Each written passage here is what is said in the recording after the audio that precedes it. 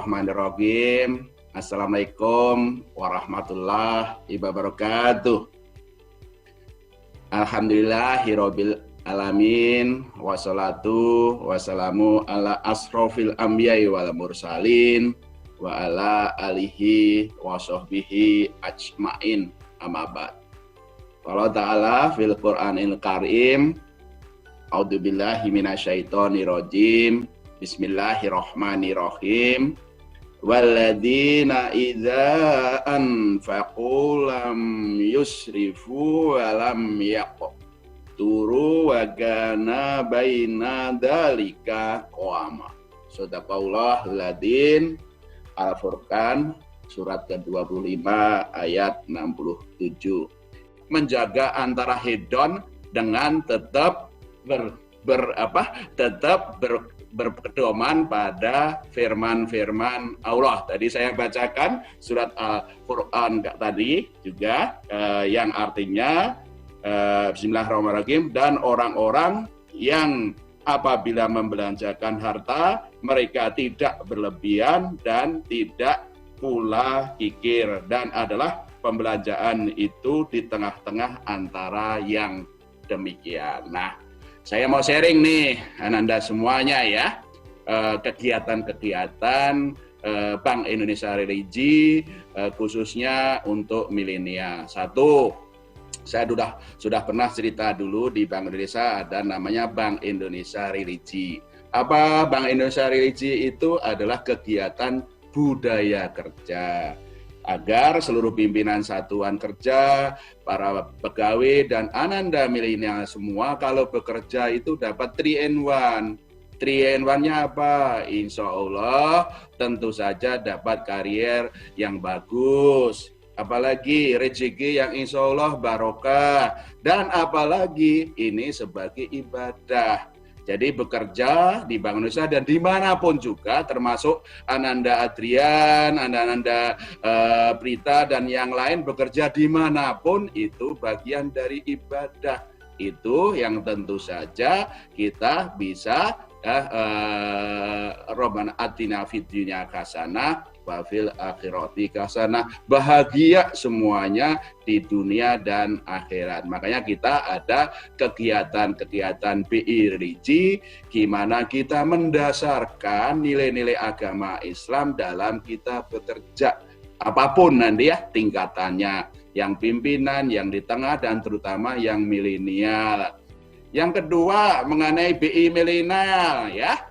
BI milenial itu seperti apa? Terus terang ayahanda itu betul-betul sayang sama ananda milenial semuanya ya. Dan tentu saja kalau dibandingkan dengan ayahanda yang sudah kakek itu dari desa, kalau dulu kan belum ada TV, belum ada komputer, apalagi belum ada HP, belum ada netizen, belum ada Netflix, segala macam seperti itu. Tentu saja ya mainnya tentu saja godaannya atau tantangannya mungkin tidak seberat sekarang. Ya kalau di BI 60% pegawainya kan milenial, harus menghadapi kerja, tapi juga dunia maya itu tentu saja itu juga menjadi tantangan. Nah, itulah kenapa tuntunan agama Islam menjadi penting.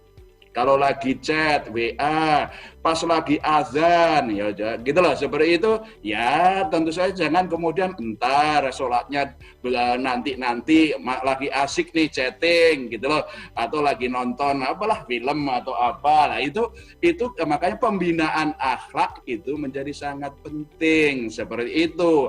Ikro ya sekolah terus, tambah ilmu. Kalau tambah ilmu kan tambah pinter. Ya saya doakan gitu loh, dapat S2, S3 gitu ya. Seperti itu sehingga kariernya tambah bagus, karena ikro itu juga bagian kita beribadah kepada Allah, sehingga akhlak itu menjadi sangat penting di dalam kita membina BI Religi milenial yang disebut adalah Binar Milenial, itu khusus seperti itu. Nah, akhlak itu menjadi penting. Yang tentu saja hal yang kedua yang kita lakukan dalam Binar Milenial itu adalah masalah financial planning. Ya, sebenarnya nanti ada saya sampaikan ini Ustadz Hilman Fauzi itu sering ya seperti itu, apalagi nanti Ananda Prita juga bisa memberikan. Nah, sering kan gitu loh kan Ananda gitu ya.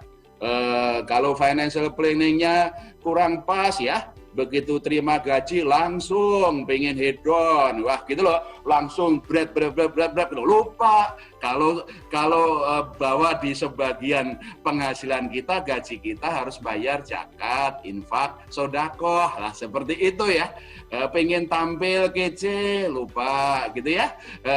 Itu bahwa itu tentu saja melebihi kemampuan lah seperti itu.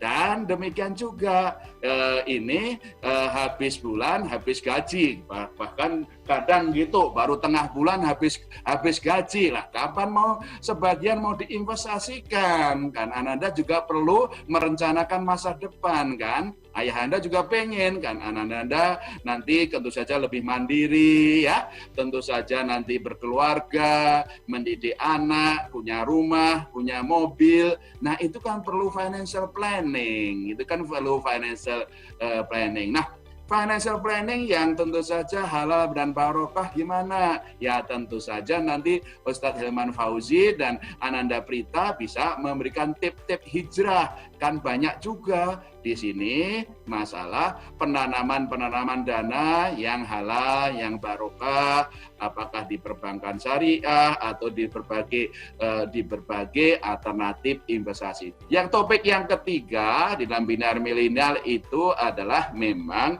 berkaitan nanti yang ujung-ujungnya adalah untuk kalau istilahnya adalah parenting ya, itu saya nggak akan menyebut itu karena tentu saja milenial kedepannya kan perlu juga berkeluarga ya, mempersiapkan keluarga yang sakinah mawaddah warohmah itu seperti apa ya, itu bagian yang ketiga itu ya. Jadi itu bagian yang kedua.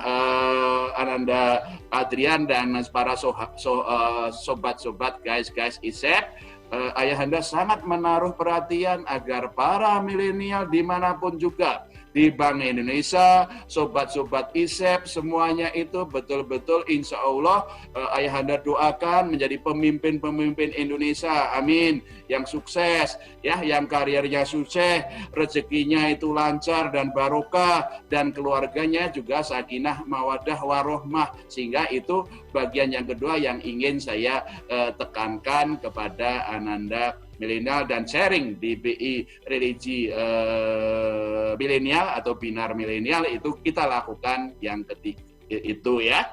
Yang ketiga sharing aja, nanti tentu saja yang lebih dalam, lebih mahir memang ya Mukarram Ustadz Hilman Fauzi yang juga kami secara reguler undang di Bank Indonesia untuk para milenial untuk hijrah di bidang financial planning, dan tentu saja Ananda Prita Gosi lah seperti itu. Tadi saya sudah sampaikan financial planning itu penting ya, sangat penting antara bagi Ananda milenial untuk tetap eksis, tetap hedon, tapi jangan lupa punya kewajiban kepada Allah dan juga punya bagaimana itu financial planningnya itu bisa kemudian juga ada tabungan untuk rencana ke depan. Tapi ini beberapa tips sederhana ya dari Ayahanda ya seperti itu. Yang pertama tipsnya, kalau begitu terima gaji atau terima penghasilan, langsunglah dipotong zakat, infak, sodako. Ojo mikir maneh, hisapnya sudah memenuhi atau belum. Udah, insya Allah kalau langsung dipotong zakat, infak, sodako, apakah mau 2,5%, 3%, 3,5%, langsung insya Allah dijamin Allah akan nambah. Udah nggak usah dikit, langsung nambah insya Allah ya, Allah sudah menjamin, dan Ayahanda juga doakan itu langsung nanti dilipatkan penghasilannya. Jadi begitu mendapat langsung aja dipotong untuk zakat, infak, dan sodakohnya itu ya. Saya tips-tips sederhana aja. Yang kedua, tentu saja dari penghasilan ya ada alokasi untuk bagaimana kebutuhan hidup untuk ya tentu saja kalau penghasilannya sebulan ya sebulan ya, khususnya untuk makan, minum, transportasi, beberapa rekreasi. Boleh ke restoran nggak? Boleh ya. Ya kalau mampunya 2 kali ya jangan dipaksakan 5 kali ya.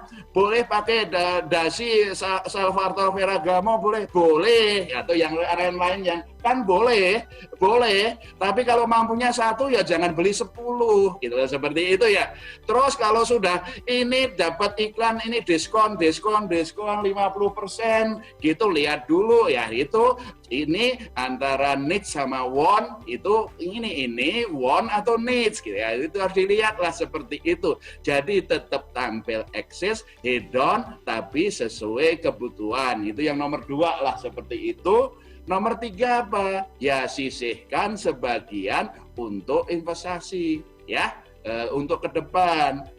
Apa itu ya? Apakah mau beli mobil? Apakah nanti untuk tabungan untuk rumah? Apa juga yang bagi keluarga ya untuk pendidikan anak-anak? Nah itu kan perlu diinvestasi. Investasinya apa? Nah, nanti Ustadz Hilman Fauzi dan juga Ananda Prita bisa ngajarin nih banyak alternatif investasi yang halal dan barokah. Apakah di perbankan syariah, apakah di bidang usaha, apakah saham, ada juga sukuk ya, obligasi pemerintah atau obligasi yang di Bank Indonesia yang juga sukuk. Banyak sekali alternatif investasi. Asuransi juga ada ya, asuransi takaful, asuransi pendidikan maupun yang lain-lain. Jadi yang ketiga ya sisihkan untuk investasi, banyak alternatifnya.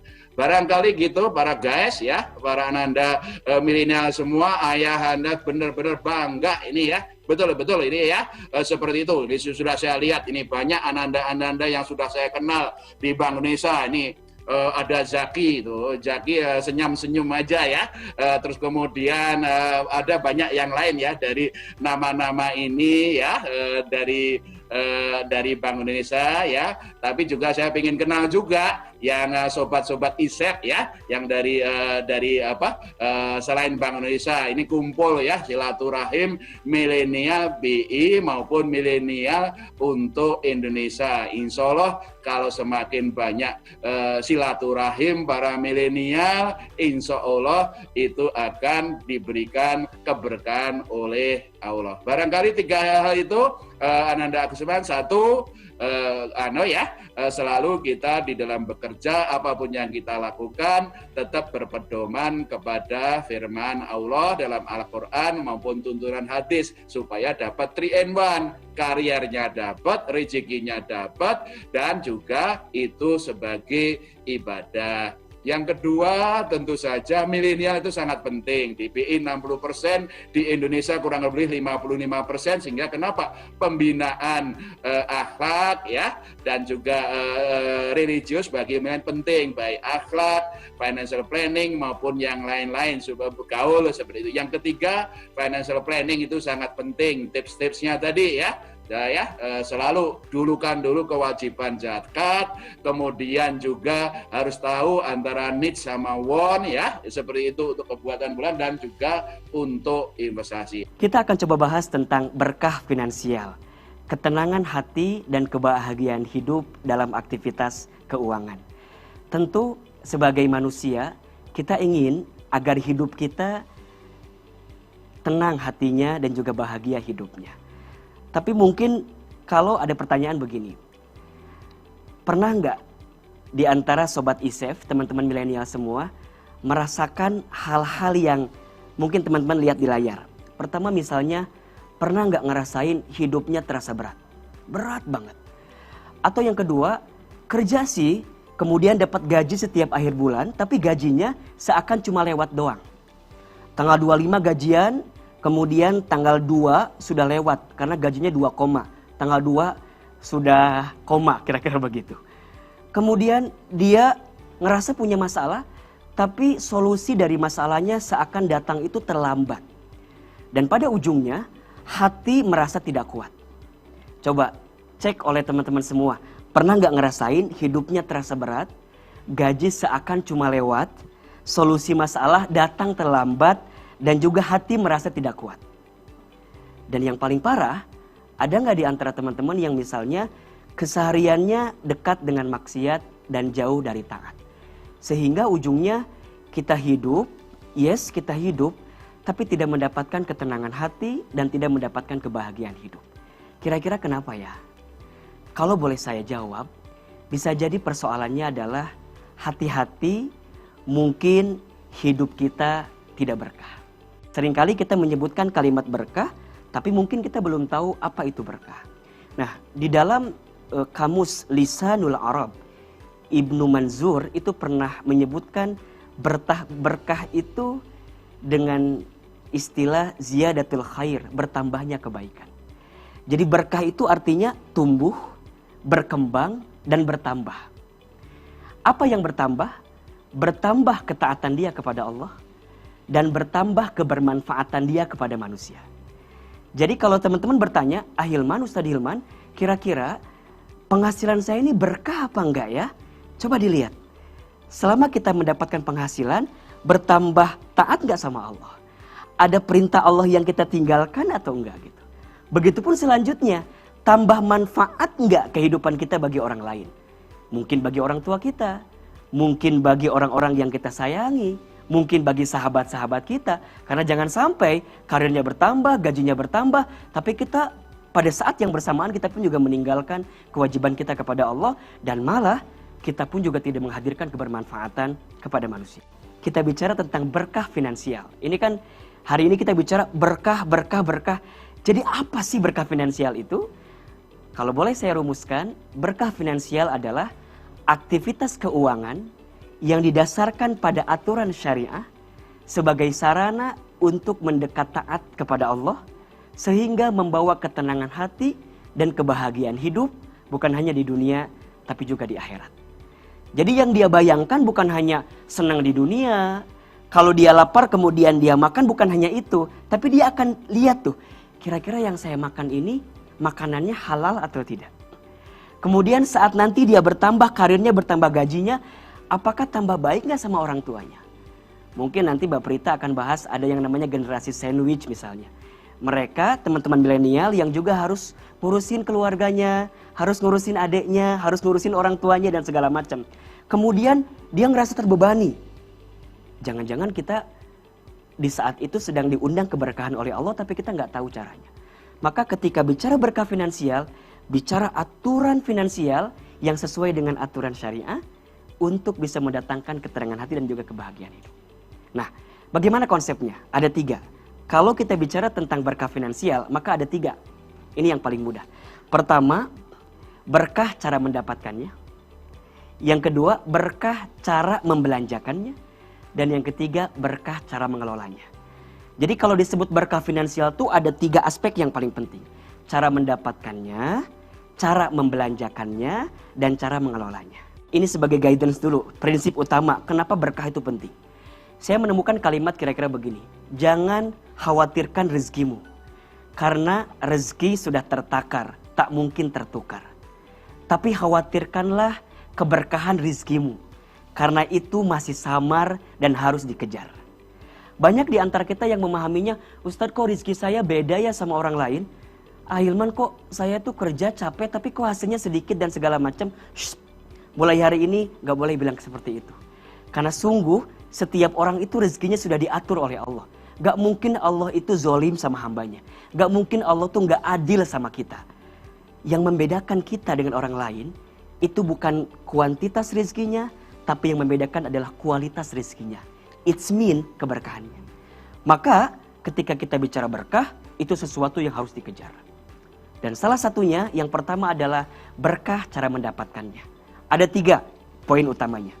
Kalau bicara berkah mendapatkan ada 3. Pertama, saat kita bekerja, saat kita berbisnis, perbaiki niat kita.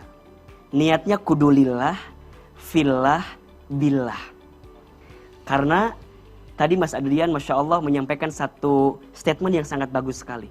Bahwa ketika nanti di hari kiamat, Seseorang tidak akan bergeser kakinya kecuali ditanya beberapa pertanyaan. Dan pertanyaan yang paling pamungkas sekaligus menentukan kepada kita adalah pertanyaan tentang keuangan kita, tentang harta kita, tentang pekerjaan kita. Dan berarti kalau kita bekerja, niatnya kudu benar. Niatnya kudu lillah karena Allah, fillah dengan cara Allah, dan billah pun juga ada di track yang Allah inginkan. Nah, ini yang harus kita perbaiki. Kalau niat ini benar, maka kalau hasil dari pekerjaan kita nggak sesuai dengan ekspektasi kita. Contoh misalnya begini, teman-teman berharap gajinya 2 digit, tapi yang datang 2 koma misalnya. Ustadz, aku kan maunya 2 digit, tapi kok yang datang 2 koma.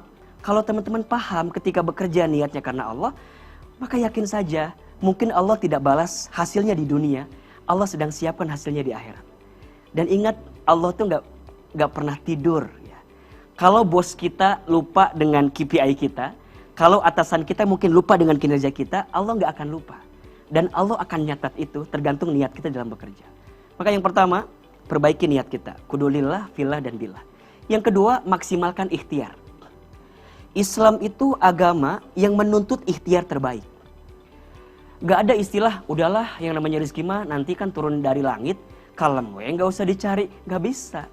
Bahkan ada satu kisah, Khalifah Umar bin Khattab itu pernah marah kepada seorang pemuda yang ketika jam 9 pagi dia duduk di masjid. Jam 9 pagi duduk di masjid. Kemudian Umar sambangi pemuda itu bertanya, apa yang kau lakukan di sini? Kemudian pemuda itu menjawab, aku sedang sholat. Kata Umar, sudah selesai sholatnya? Kemudian dia menjawab, sudah. Kalau sudah, keluar dari masjid. Ini waktu untuk kamu bekerja. Ini waktu untuk kamu ikhtiar. Maka Islam itu agama yang menuntut kita untuk ikhtiar, untuk usaha, untuk bekerja. Bukan malas-malasan. Stop jadi kaum rebahan milenial sekarang. Saatnya Anda menjadi kaum perubahan. Nah, ketika ikhtiar bagaimana caranya? Ikhtiar bumi, bekerja dengan profesional. Ada juga ikhtiar langit. Ketuk pintu langit dengan apa? Berdoa. Nah, baru yang ketiga, ketika bicara tentang cara mendapatkan, tentu harus halal dan juga thayyib. Apa itu halal?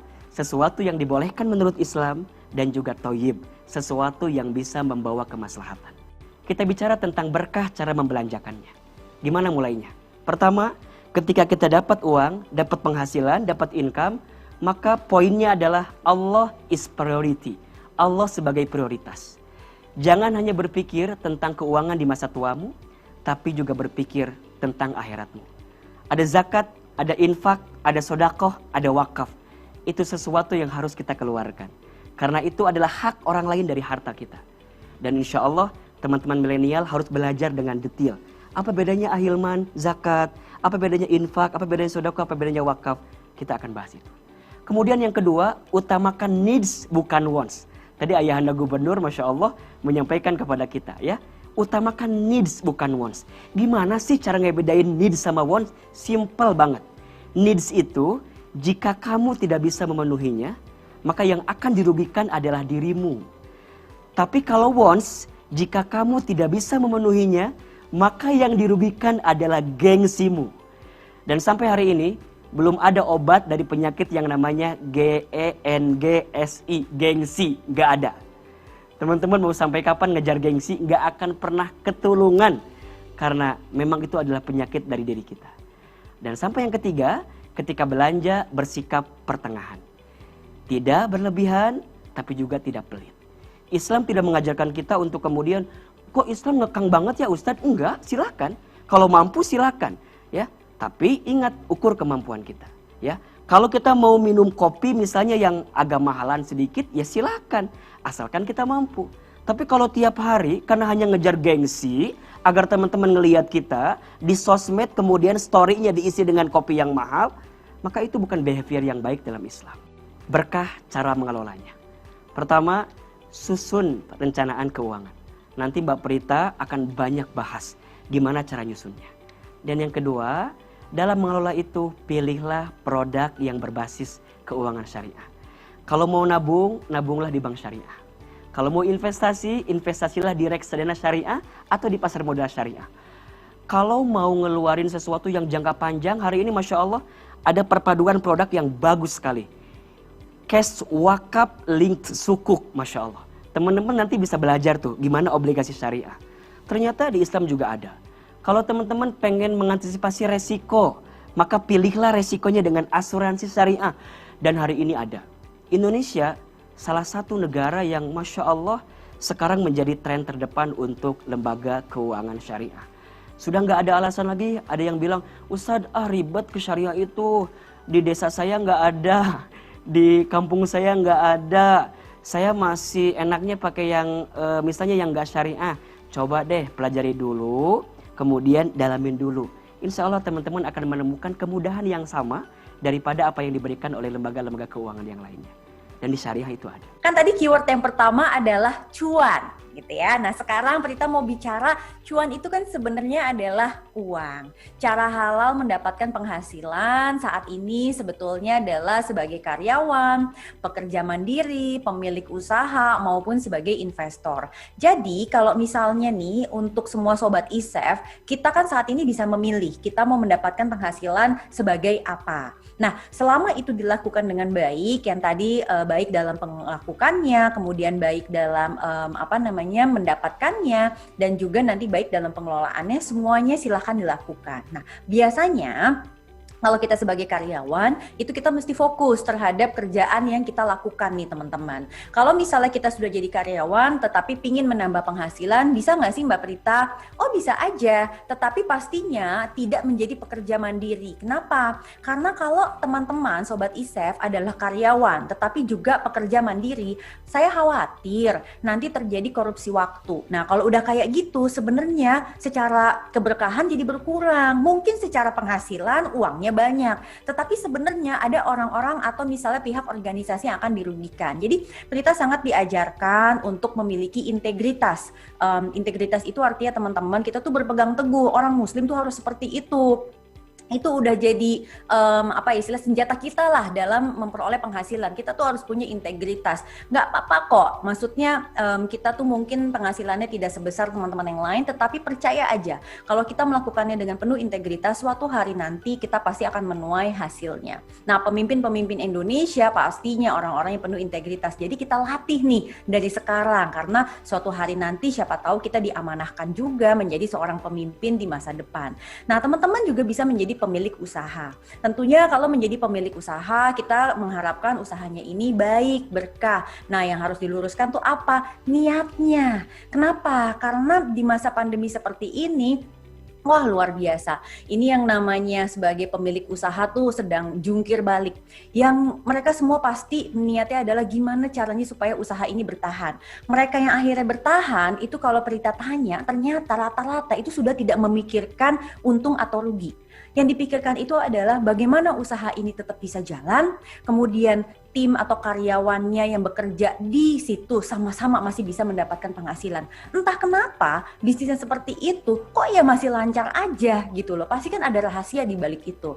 Dan satu hal lagi yaitu menjadi investor. Nah ini dia nih Sobat ISEF. Sebenarnya siapapun di antara Sobat ISEF, masih mahasiswa pun, ibu rumah tangga, atau misalnya saat ini memang juga karyawan atau pemilik usaha, siapapun juga bisa menjadi investor. Nah, investor ini pastinya sebaiknya kita tanamkan uang kita di tempat-tempat yang memang tidak melanggar prinsip syariah. Biaya hidup itu murah, biaya pamer itu mahal. Jadi teman-teman, mau seberapa banyak pun cuan yang kita peroleh, kalau kita motivasinya adalah mau pamer, ya apa-apa jadi mahal. Tetapi kalau misalnya motivasinya adalah sebenarnya memenuhi biaya hidup, sebenarnya biaya hidup bisa dikelola. Biaya hidup itu sebenarnya bisa diatur. Manusia itu adalah makhluk yang sangat adaptif, jadi kita tuh pasti punya kemampuan untuk bisa mengatur dan mengelola hidup kita. Bagaimana cara kita mengaturnya? Di next slide, Prita punya satu tips, yaitu kita harus mengatur supaya kita bebas dari utang konsumtif. Karena pengalaman Prita sebagai perencana keuangan sudah hampir 10 tahun ya teman-teman, itu saya dapati bahwa orang biasanya yang sangat kesulitan mengatur keuangan rata-rata memiliki utang konsumtif yang cukup besar. Jadi yang ada kewajibannya itu sudah cukup besar. Jadi teman-teman bayangkan, di sini ada wajib, butuh, ingin. Orang rata-rata hanya berkonsentrasi di butuh dan ingin. Butuh itu adalah needs, ingin itu adalah wants. Padahal yang kita juga mesti lihat adalah kewajiban kita. Jadi kalau misalnya kita sudah berhemat nih, kayaknya semuanya udah yang butuh deh Mbak Prita, bahkan saya udah nggak ada keinginan katanya gitu. Tetapi selama kewajibannya masih tinggi, itu sebabnya mau hemat kayak apapun, tetap aja solusinya akan susah. Jadi teman-teman semua, yang harus teman-teman kelola adalah pastikan kewajiban teman-teman itu sesuai dengan kemampuan finansial teman-teman semua. Kalau teman-teman memang saat ini sudah berkeluarga, pastikan kewajiban-kewajiban utama itu yang dipenuhi terlebih dahulu. Nah, pahami ada kewajiban-kewajiban yang sebenarnya nggak utama. Maksudnya gimana Mbak Prita? Contohnya kalau misalnya teman-teman punya langganan ina itu. Misalnya langganan di TV ini, TV itu, kemudian mungkin punya untuk yang musik ini, musik itu, segala macam. Nah, itu kalau kita tidak memiliki kemampuan finansialnya, maka ada baiknya mungkin kita evaluasi satu persatu supaya kewajiban-kewajiban yang muncul itu memang sesuai dengan kemampuan finansial kita. Lantas teman-teman berkata, Mbak Prita, kok kayaknya ya, saya tuh sudah loh mengatur kebutuhan, tapi kok kebutuhan saya kayak rasanya nggak habis-habis. Nah, rupanya di slide selanjutnya itu ada teorinya. Teorinya itu adalah teori piramida Maslow. Jadi untuk sobat ISEF yang mungkin sudah kuliah dan di kuliahnya dapat materi psikologi ini sebetulnya, ini adalah teori mengenai hierarki kebutuhan manusia. Jadi rupanya kebutuhan manusia tuh memang banyak, tapi bentuknya piramida. Jadi maksudnya begini, yang sobat ISEF harus penuhi terlebih dahulu adalah piramida yang paling bawah, yaitu kalau bahasa Inggrisnya physiological needs atau kebutuhan fisiologis. Ini apa aja nih? Misalnya kebutuhan kita untuk bisa menghirup udara segar, kemudian untuk makan, minum, punya tempat tinggal, kemudian pakaian, itu adalah kebutuhan fisiologis yang paling dasar. Ini harus dipenuhi dulu sebelum naik ke atas. Naik ke atasnya itu namanya safety needs atau kebutuhan untuk merasa punya rasa aman. Apa tuh maksudnya? Satu, punya pekerjaan, jadi punya rasa aman bahwa saya mendapatkan penghasilan. Kemudian mungkin di sini juga sekolah, kesehatan. Makanya kenapa sekarang banyak sekali mungkin teman-teman yang kok kayaknya mudah stres, mudah lelah, kayaknya capek gitu ya. Karena stres dengan kondisi pandemi ini. Karena kita tidak merasa aman. Aduh, saya sehat nggak ya? Kadang-kadang mungkin kok batuk dikit ya? Ini kenapa ya? Langsung seperti itu. Nah, teman-teman semua juga ada properti. Jadi rumah tinggal itu ternyata bisa memberikan rasa aman bagi kita semua. Karena kalau kita nih punten, misalnya saat ini masih menyewa, masih kontrak, ya memang kita punya tempat tinggal, kebutuhan dasar terpenuhi. Namun kita punya kekhawatiran, aduh kalau nanti saya misalnya diusir sama yang punya rumah gimana? Atau misalnya yang punya rumah mau jual rumahnya. Nah itu hal-hal seperti itu tuh yang membuat kita merasa menjadi tidak secure. Lalu banyak orang suka bilang, terutama yang muda-mudi lebih muda daripada Prita. Jadi Prita kan juga tetap muda ya, tetapi mungkin sobat ISEF lebih muda-mudi lagi gitu. Maklum lah ya, nggak mau kita dibilang nggak muda ya nggak sih? Nah itu ada kebutuhan yang di bagian kuning orange itu. Love and belonging. Jadi nggak heran kalau orang-orang tuh hobi liburan, kemudian orang-orang tuh bilang bahwa saya butuh terkoneksi, karena itu bagian dari kebutuhan. Nah kemudian ada lagi yang hijau, yaitu kebutuhannya itu yang tadi ayahanda kita bilang bahwa pengen deh pakai baju bermerek, rasanya butuh, karena itu kebutuhan untuk merasa punya esteem, percaya diri. Contoh ya, misalnya nih para perempuan, Prita tanya, kalau dibilang dress code ya, kerudung warna pink, tiba-tiba kalian datang dengan kerudung warna coklat, kan rasanya kayak tidak percaya diri. Saya lihat ada beberapa orang yang kayak ketawa-ketawa nutup begitu gitu kan ya.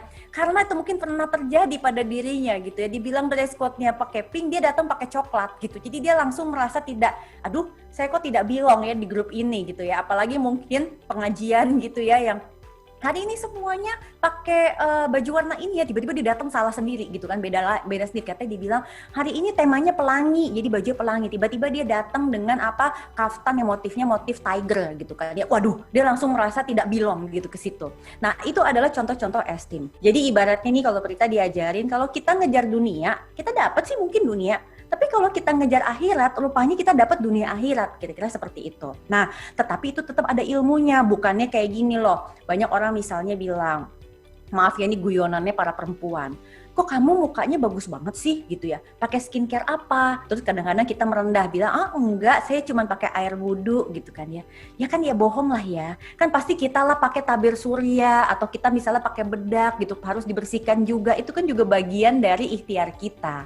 Nah sama, ikhtiar kita adalah punya rencana keuangan, kemudian kita harus menghapus utang, berikutnya punya dana darurat, berinvestasi, baru membangun aset aktif. Banyak orang langsung loncat nih ke investasi, padahal dia itu harusnya menghapus utang dan menyiapkan dana darurat terlebih dahulu. Supaya apa? Kalau terjadi kondisi-kondisi yang tidak terduga, dia masih sanggup untuk bisa bertahan hidup.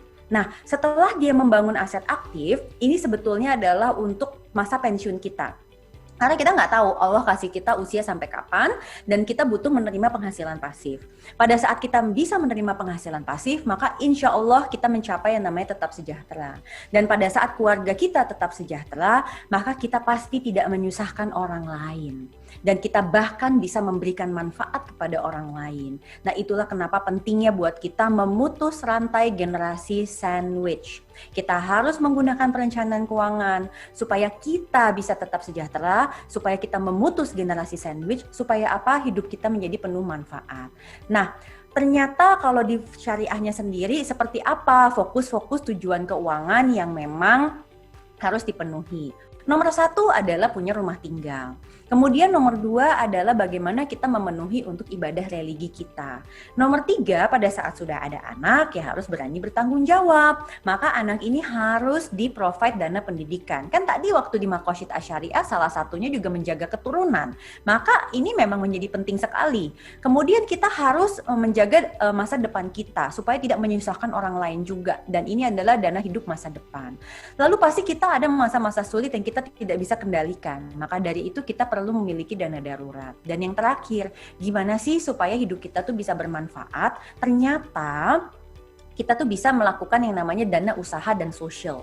Dan ini jangan pernah berpikir bahwa saya harus bikin bisnis. Enggak juga. Jadi rupanya kalau teman-teman melakukan investasi di pasar modal syariah, menggerakkan industri, itu ternyata berkontribusi menggerakkan perekonomian. Berarti di sini artinya uang yang kita miliki itu kita tempatkan dan kemudian di situ akan membantu perekonomian. Sesederhana juga seperti kemarin waktu pemerintah kita menawarkan surat berharga negara retail yang syariah atau namanya Sukuk Retail Seri 13. Kalau kita punya uang, kita beli Sukuk Retail 13 itu, uangnya buat apa? Rupanya pemerintah gunakan untuk mendanai APBN supaya mendukung PEN, program yang pemulihan ekonomi nasional. Siapa yang menikmati? Di seluruh rakyat Indonesia. Jadi kebayang nggak bahwa memang di syariah itu memang udah diminta nih untuk kita menyisihkan uang supaya kita bisa berinvestasi, dan yang paling bagus juga investasinya bukan cuma buat diri kita sendiri. Ternyata pada saat kita menolong semuanya, kitanya pun ikut kebagian. Seperti yang di Sukuk Retail 13, kitanya kebagian kupon gitu kan. Nah, ini adalah teknik-teknik dalam fokus tujuan keuangan syariah. Prioritas SIP dalam menghadapi new normal. Jadi ini adalah bagian dari Sabar Jilid 2. Teman-teman tetap saving, teman-teman tetap investing, dan teman-teman tetap harus membeli protection. Jadi ini adalah senjata kita nih di saat masa pandemi yang sedang bergejolak seperti ini. Kita tentu sama-sama berdoa ya, semoga pandemi ini cepat selesai. Tapi pun kalau misalnya memang masih kita jalankan, ya ini memang merupakan PR bersama-sama. Dan kita tidak perlu menyalah-nyalahkan orang, kita kerjakan apa yang bisa kita kerjakan.